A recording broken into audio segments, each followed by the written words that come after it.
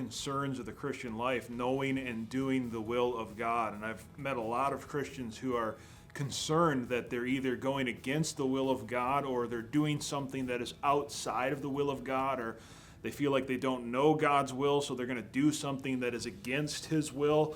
Well, let me first put your mind at ease. I don't think that's something you can do. Remember, God is sovereign. He orders the universe. Everything that happens is his will, either because he causes something to happen or he allows something to happen. Nothing happens that God does not allow or ordain.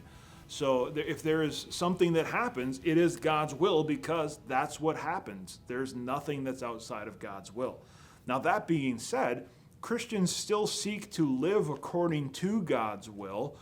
We want to be in God's will. That's something we commonly say. Well, how can we know his will? There is one surefire, great way to know the will of God, and that is to know the Bible. The Bible is God's revelation of himself. It's like a letter from him to us, telling us what he is like.